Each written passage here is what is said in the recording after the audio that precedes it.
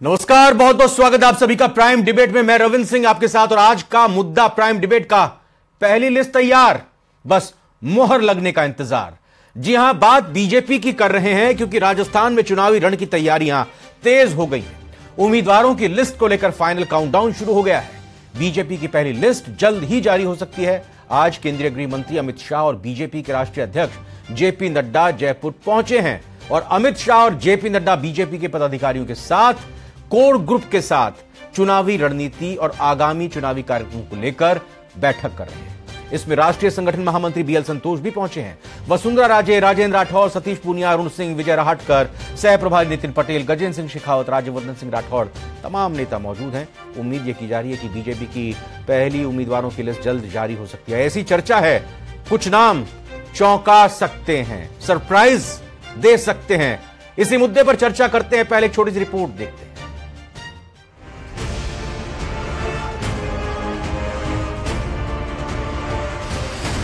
चुनावी war, BJP की list जारी होने का इंतजार।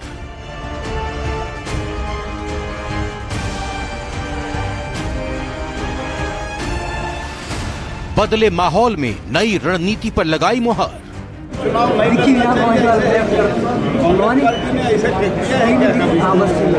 एक कांग्रेस पार्टी का इतिहास थोड़ा याद रखना चाहिए।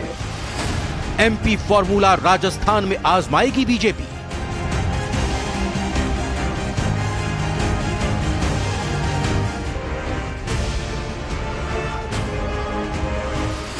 गृह मंत्री अमित शाह और बीजेपी अध्यक्ष जेपी नड्डा का मंथन।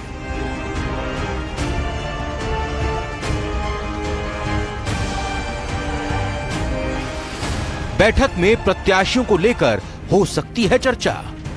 पार्टी जहां भी उपयोग लेना चाहती है, पार्टी के ऊपर निर्भर करता है। फीडबैक के आधार पर बनाई जाएगी आगे की रणनीति।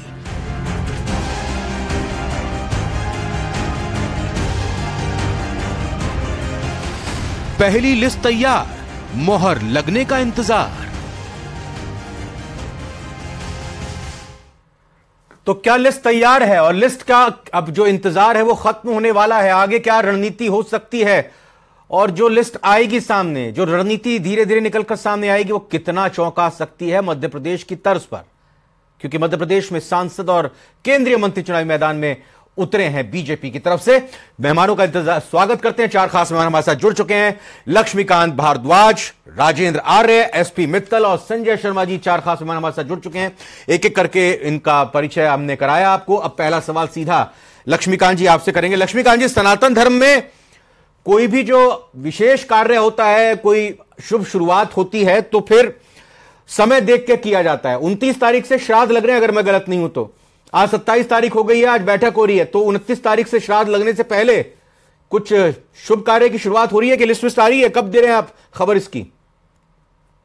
देखिए, भारतीय जनता पार्टी तो 24 घंटे 365 दिन काम करती है और नए नए आयाम स्थापित करती है, तो उसमें आज कल और परसों का कोई महत्व नहीं है। भारतीय जनता पार्टी को जब अपनी रणनीति के तहत कोई भी काम करना होगा वो उसी हिसाब से करेगी। लेकिन ये बात सही है कि हम सनातनी लोग हैं और सनातन धर्म का सम्मान करने वाले लोग हैं। सनातन पे बड़े प्रहार भी इन दिनों हो रहे हैं, तो हम तो सनातन की हर मूलभूत जो चीजें हैं उन सबको ध्यान में रखते ही हैं। लेकिन राजस्थान का जो चुनाव है, राजस्थान के चुनाव में भारतीय जनता पार्टी स्पष्ट बहुमत के साथ, बड़े बहुमत के साथ चुनाव जीत रही है। अरे वो तो जीतेगी बिल्कुल, वो तो आप दावा कर ही रहे हैं लगातार। लेकिन ये बताएं ना लक्ष्मीकांत जी, ये रातों की नींद उड़ी हुई है उन दावेदारों की, उन टिकट की चाह रखने वालों की जिनको उम्मीद है कि उनका टिकट नहीं कटेगा, और कई लोग ये आस लगाए बैठे हैं कि हमारा टिकट तो कंफर्म है। तो मैं इसलिए पूछ रहा हूं कि आज की ये बैठक आप बताएंगे तो है नहीं, हम जानेंगे भी नहीं, आपसे सवाल करेंगे भी नहीं इस संबंध में, लेकिन यह सवाल तो बनता है कि आखिर ये जो मीटिंग हो रही है इससे क्या कुछ चौंकाने वाली चीजें सामने आ सकती हैं? कुछ आपकी पार्टी के राजस्थान के जो केंद्र में मंत्री हैं वो चुनाव लड़ सकते हैं क्या? क्या सांसद भी इस बार चुनाव लड़ सकते हैं क्या, राजस्थान में भी एमपी की तरह? देखिए, मैं आपको पहले भी कह चुका हूं, फिर कह रहा हूं कि भारतीय जनता पार्टी क्या करेगी, कब करेगी, कैसे करेगी, ये पार्टी का स्वविवेकाधिकार है और पार्टी जो निर्णय करेगी वो सब एक समय आने पर आप लोगों को बता दिया जाएगा। लेकिन जो हमारी रणनीति है, हम उसी के तहत चुनाव लड़ेंगे, जो हमारे लिए ठीक रणनीति होगी उसी के तहत चुनाव लड़ेंगे और चुनाव जीतने के लिए चुनाव लड़ेंगे। तो जो हमारे लिए ठीक होगा, जो भारतीय जनता पार्टी के लिए ठीक होगा और जो राजस्थान की जनता के लिए ठीक होगा, वही निर्णय होंगे, वही काम होंगे। लेकिन तो मैं वही जानना चाह रहा हूं, एमपी का फॉर्मूला ही आगे आएगा या फिर राजस्थान का कुछ एक अलग फॉर्मूला तैयार हो रहा है या हो चुका है? फॉर्मूला कुछ नहीं होता है सर, वहां की जरूरत के हिसाब से जो वहां किया गया वो अलग बात है, यहां की जरूरत के हिसाब से जो होगा वो यहां पर होगा। फॉर्मूला कोई एक जगह के लिए नहीं होता। देखिए, आपको ध्यान होगा पिछले 9 साल से भारतीय जनता पार्टी केंद्र में लगातार 2 बार पूर्ण बहुमत की सरकार बना चुकी है और बहुत सारे ऐसे राज्य जहां पर हम कभी 2-3 सीटें भी पर हुआ करते थे, वहां हमारी पूर्ण बहुमत की सरकारें चल रही। तो इसका मतलब जीत का फार्मूला तो हमें पता है, हमें जीतना आता है, जीत की रणनीति बनानी आती है। इसलिए हम जहां पर जीत की रणनीति हमारे लिए ठीक होगी, सकारात्मक होगी, अच्छे भाव के साथ होगी, राजस्थान की जनता के हित में होगी, वही काम और वही रणनीति भारतीय जनता पार्टी करने वाली है। बिल्कुल। राजेंद्र आर्य जी, जीत का फॉर्मूला बीजेपी ने बना लिया राजस्थान में, आपके पास है क्या?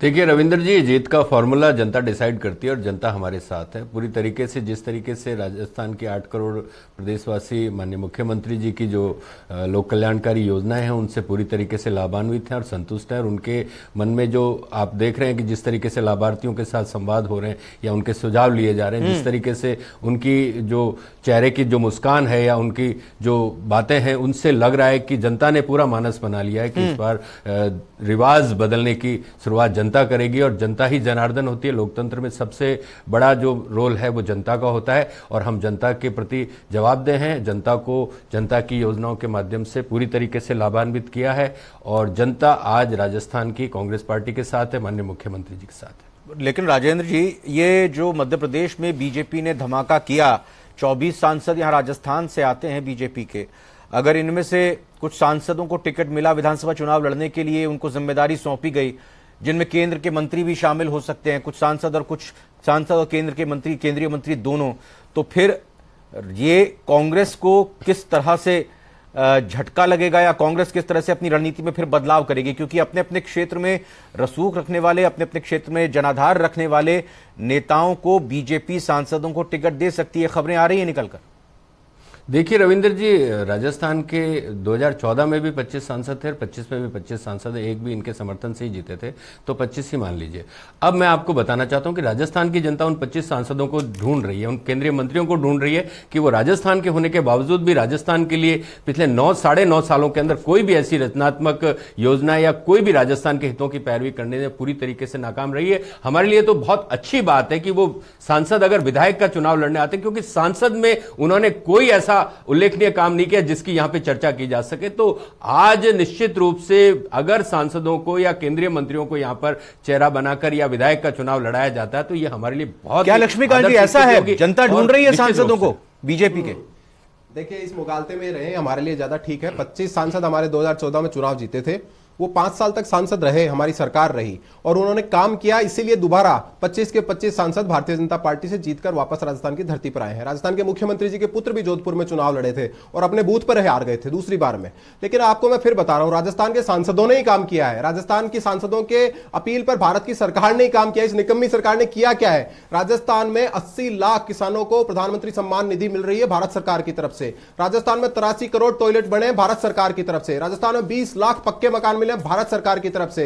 राजस्थान में 3 करोड़ 30 लाख जनधन के खाते खुले हैं भारत सरकार की तरफ से। राजस्थान में 4 करोड़ लोगों को मुफ्त राशन मिल रहा है कोविड के समय से लेकर अब तक भारत सरकार की तरफ से। राजस्थान में 23 मेडिकल कॉलेज भारत सरकार ने दिए हैं। कोविड में जब राजस्थान के मुख्यमंत्री छुपकर अपने घर में बैठ गए थे, जब राजस्थान के सांसदों की अपील पर भारत की सरकार ने दवाइयों से लेकर ऑक्सीजन से लेकर सरकारी अस्पतालों में वेंटिलेटर पहुंचाने का काम भारत की सरकार ने किया है। यहां जो एक्सप्रेसवे बन रहे हैं वर्ल्ड क्लास, वो भारत की सरकार में ही बने। राजस्थान में 2-2 एक्सप्रेसवे, वंदे मातरम ट्रेन 3-3 भारत की सरकार ने दी है राजस्थान को। तो राजस्थान को तो जो कुछ मिला है, भारतमाला प्रोजेक्ट मिले हैं, सब कुछ भारत की सरकार ने दिया। राजस्थान की सरकार तो केवल राजस्थान को लूटने के अलावा। राजेंद्र जी एक कमेंट दे दीजिए, क्योंकि आप पूछ रहे थे कि यहाँ के सांसदों ने क्या किया। लक्ष्मीकांत जी ने तो बता दी पूरी लिस्ट, किस केंद्र सरकार ने क्या किया और सांसदों ने क्या किया। देखिए कोरोना काल के अंदर इनके सांसद गोबर के अंदर बैठकर शंख बजा रहे थे। एक सांसद यहां पर जो केंद्रीय मंत्री भी हैं और देश के कानून राज्य मंत्री भी हैं, वो भाभी जी पापड़ का विज्ञापन कर रहे थे। तो इनका स्तर भी देखा जा सकता है। अंदर इन्होंने कुछ भी नहीं किया है। आज ये देखिए, बनारस के अंदर मोदी जी सांसद है, लेकिन मोदी जी आपको मैं रोकना चाह रहा हूं, एक बहुत ही विशेष कार्यक्रम संजीवनी कार्यक्रम इस दौरान चल रहा है। आइए इसका सीधा कार्यक्रम संजीवनी, और यहां पर आपने देखा केंद्रीय स्वास्थ्य मंत्री को। फिलहाल एक बार फिर से वापस अपनी बड़ी डिबेट और बड़े मुद्दे पर लौटते हैं, क्योंकि कोरोना की बात बीजेपी और कांग्रेस दोनों कर रही थी, तो फिर हमने केंद्रीय स्वास्थ्य मंत्री को भी थोड़ा एक बार दिखा दिया। ये कार्यक्रम भी जरूरी था। बहरहाल एसपी मित्तल साहब, मैं आपका रुख करूंगा और आपसे जानना चाहूंगा कि क्या बीजेपी अपनी रणनीति में बदलाव करने जा रही है?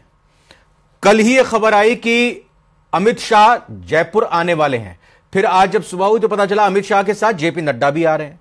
तो बीजेपी क्या कुछ रणनीति में बदलाव करने जा रही है, या फिर अब जो रणनीति बनाई है उसी पर मोहर लगने जा रही है और कुछ चीजें अब और खुलकर सामने आएंगी?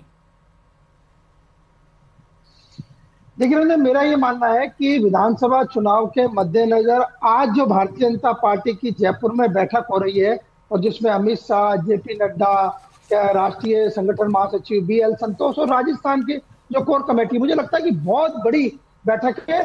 शायद चुनाव से पहले इतनी बड़ी बैठक आने वाले दिनों में शायद संभव नहीं होगी। इसमें जो रणनीति की बात है, स्वाभाविक रूप से अब जब 10 अक्टूबर तक माना जा रहा है कि अधिसूचना जारी हो जाएगी चुनाव की, तो स्वाभाविक है कि इसमें रणनीति बनेगी।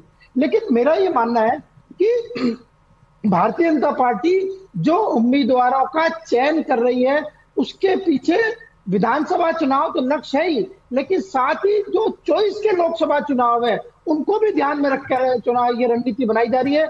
और जिस तरीके से सांसदों को चुनाव लड़ाने की बात हो रही है, चाहे वो मध्य प्रदेश हो चाहे राजस्थान हो, उसके पीछे लोकसभा चुनाव का लक्ष्य है। अच्छा। आप देखो, यदि आप सांसदों को विधानसभा का चुनाव लड़ेंगे तो स्वाभाविक है कि आपको लोकसभा में वहां दूसरे उम्मीदवार ढूंढने पड़ेंगे। तो जो लक्ष्य है वो 2024 का है भाजपा के सामने। और जिस तरीके से आज जो बैठक की गई है, ये बैठक अपने आप में बहुत महत्वपूर्ण है। मेरा ऐसा मानना है रविंदर कि इसमें कोई जो सूची है उसके बारे में कोई डिस्कस नहीं होगा, लेकिन इसमें चुनाव की रणनीति तय होगी। इसमें ये भी तय होगा कि क्या जो मध्य प्रदेश में फार्मूला अपनाया गया है, क्या वो राजस्थान में भी फार्मूला अपनाया जाए, और यदि राजस्थान में वो फार्मूला अपनाया जाता है तो उसकी क्या प्रतिक्रिया होगी। ये भी मुझे लगता है कि इस बात का अंदाजा अमित शाह और जेपी नड्डा इस बैठक में लगाएंगे। और साथ ही ये भी है कि कल सुबह ये रहेंगे, और कल सुबह RSS के जो वरिष्ठ पदाधिकारी हैं उनके साथ भी इनकी बैठक होनी है। मुझे लगता है कि वो भी अपने आप में एक महत्वपूर्ण मुद्दा होगा।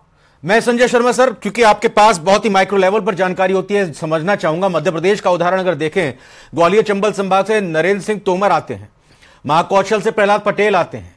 अगर हम बात यहां इंदौर के रीजन की करें तो वहां से कैलाश विजयवर्गीय को टिकट मिलता है। यानी आप सांसदों को और अगर अपने मंत्रियों को टिकट देते हैं, उधर फिर रीवा और वहां सतना से गणेश सिंह को टिकट दिया जाता है। तो क्या उस लिहाज से अगर बीजेपी की तैयारी को देखें और परखें तो आपको क्या लगता है बीजेपी की तरफ से किस रीजन के किस सांसद को विधानसभा का चुनाव लड़ाया जा सकता है?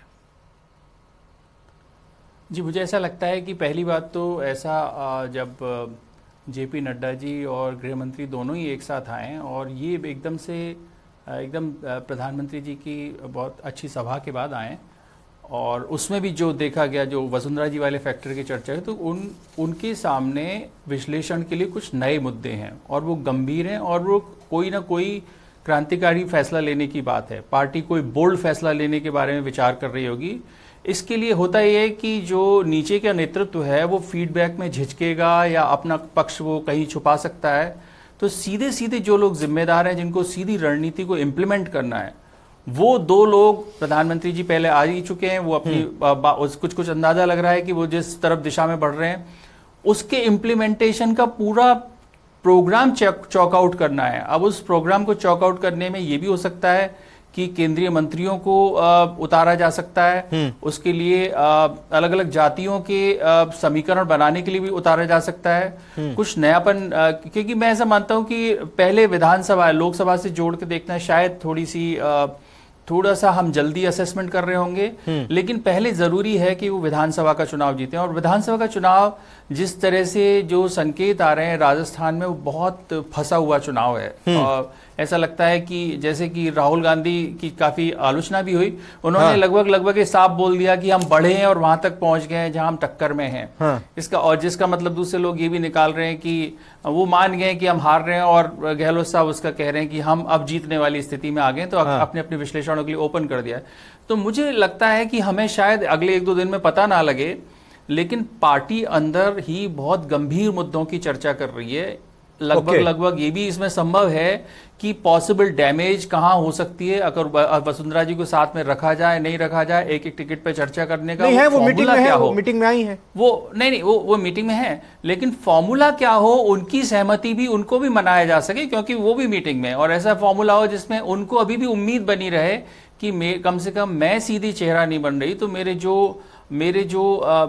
मेरे समर्थक हैं उनको सम्मान जगह मिले। और इसके लिए ये स्थिति शायद लोकल नेतृत्व के हाथ में नहीं है, केंद्रीय नेतृत्व के अलावा इस मामले में फैसला करने की स्थिति में कोई हो नहीं सकता। इसलिए दोनों बिल्कुल सही बात है। और केंद्रीय नेतृत्व के ही एक फैसले की बात में लक्ष्मीकांत भारद्वाज जी आपसे जानना चाहूंगा, ये रमेश बिधूड़ी जी को टोंक जिले का प्रभारी बनाया गया आज दौरे से ठीक पहले, और जब रमेश बिधूड़ी जी ने संसद में अपनी बातों को रखा था सामने, तभी लोग ये कह रहे थे कि उनको बहुत जल्दी कुछ बड़ी जिम्मेदारी मिल जाएगी।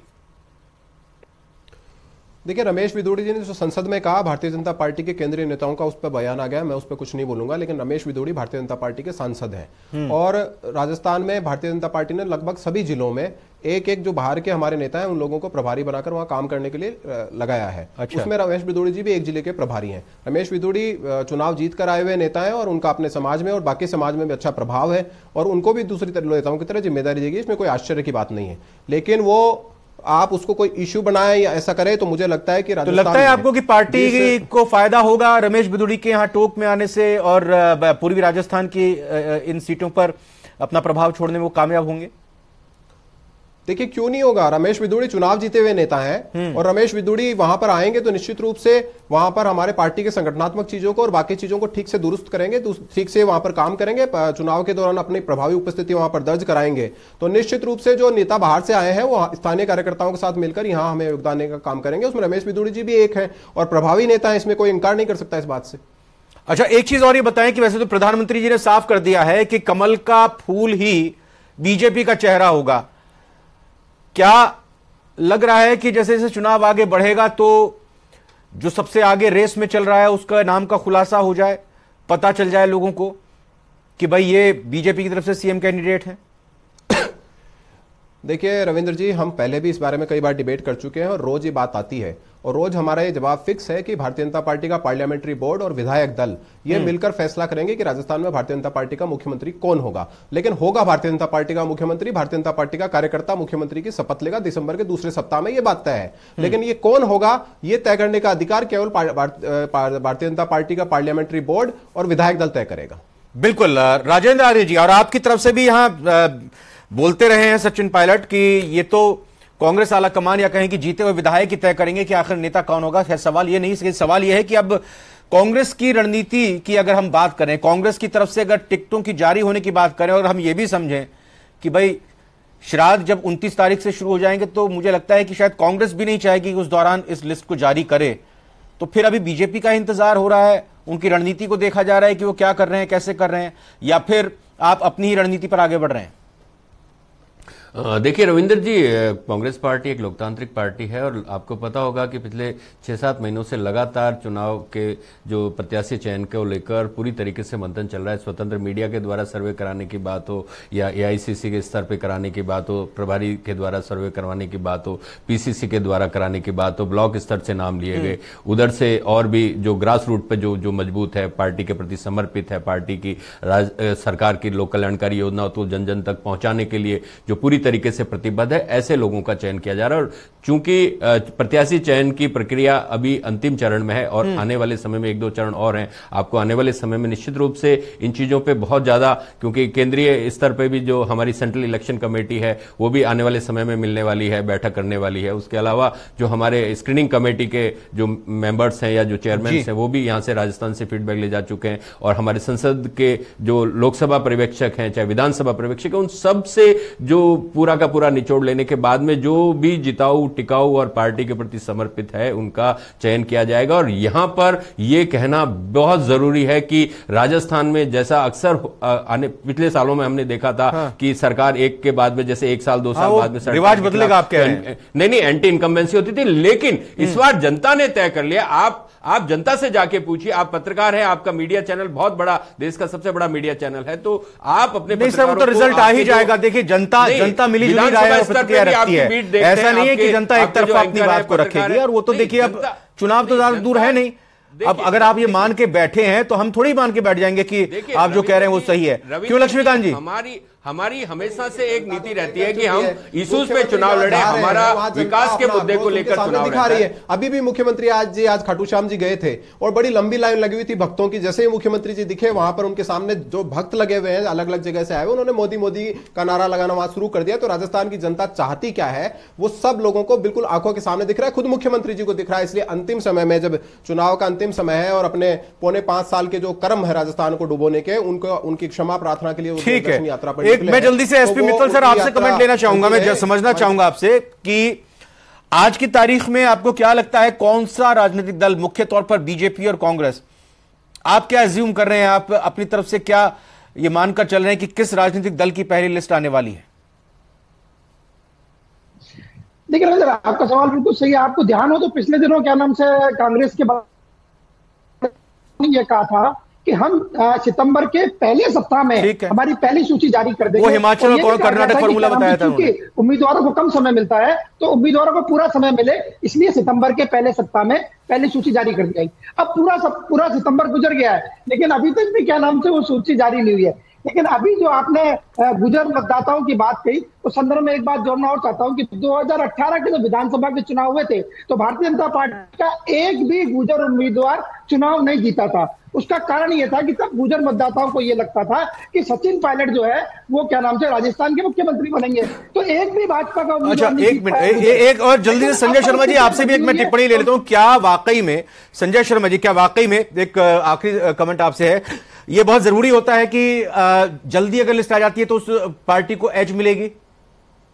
जल्दी लिस्ट अगर आ जाती है किसी? जी, मैं ऐसा मानता हूं कि एक तो उसमें सोच में क्लैरिटी है, दूसरी आपके सामने कैलकुलेशंस बहुत साफ हैं। जो जल्दी अनाउंस करते हैं उससे अंदाजा लग जाता है कि आपका कॉन्फिडेंस लेवल क्या है। दूसरी बात यह है कि जो विद्रोही होते हैं वो इतना लंबा चुनाव प्रचार नहीं चला पाते, उनके पैसे खत्म हो जाते हैं, उनके कार्यकर्ता उधर भागना शुरू हो जाते हैं। ये भी बहुत सही बात कही। मैं फिलहाल धन्यवाद करना चाहूंगा, आज मेरे पास वक्त इतना ही है। राजेंद्र आर्य जी आपका बहुत धन्यवाद, संजय शर्मा जी आपका बहुत बहुत शुक्रिया, और मेरे बहुत बहुत धन्यवाद करना चाहूंगा लक्ष्मीकांत जी और संजय शर्मा जी का। और प्राइम डिबेट के प्राइम सवाल की बात कर लेते हैं कि उम्मीदवारों की लिस्ट जल्द जारी करने से राजनीतिक दलों को फायदा होगा क्या? यह सवाल अभी हमने पूछा भी, उसमें हां और ना में कई सारे जवाब आए हैं।